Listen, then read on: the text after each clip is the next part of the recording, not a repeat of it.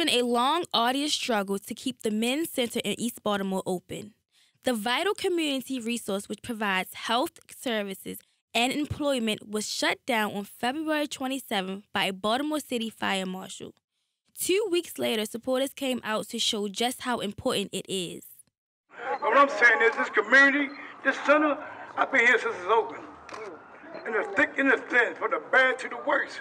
Our kids in the neighborhood, I mean, if we don't help them, who else will help them?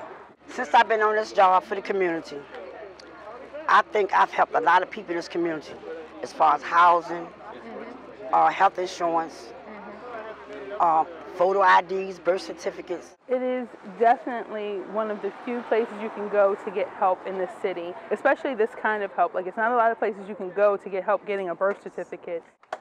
Good afternoon, everyone. I'm one of the neighborhood navigators, and I've brought quite a few people, over 100 people in this center. Some of the people, they had problems in their homes, and then I signed them up, they came to the center, and they got help. We can't let them stop what we're doing. We are out here for a cause. I know I'm walking with a cane, but I'm still doing my work. Leon Purnell, the director of the Men and Family Center, spoke out at the conference. It's not a good thing that we have to come here today. It's kind of sad. On the 27th of February, we were presented by a fire marshal here, and he came in and he said he had received a call about code violations. We knew we had code violations because we in need of renovations, desperately. We contacted the Fire Department Office of Public Information and reached Captain Roman Clark. Clark stated if there are life safety issues in an establishment, it can cause an inspector to shut the place down for the protection of those individuals in the establishment. The Real News did a walkthrough with Purnell to look at the fire code violations, such as light fixing, overcrowded furniture, uncovered stoves, and visible power cords. And he also told us we need strike bars on the doors. I told him, I said, what good would that do? Our doors open in. So why would we put a strike bar on and you can't open the door? We followed up with the center to re-examine the fire code violations. They installed emergency exit lights and fire alarms, sold furniture to create walking space, removed the uncovered stove, and wrapped all power cords. And about the doors, we'll look at the possibility of having some doors that swing out. But it's kind of difficult with the traffic we have.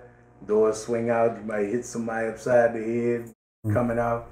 So, you know, that's something that we just have to examine and see if it's practical.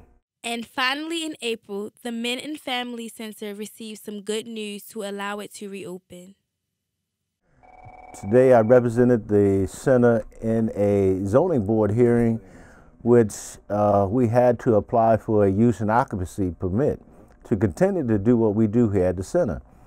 The zoning board gave us a unanimous consent decree, which just means that we didn't have to go through a hearing and present any evidence. They just agreed that we should continue to have the center open and use it for what we have intentionally has already been using it for.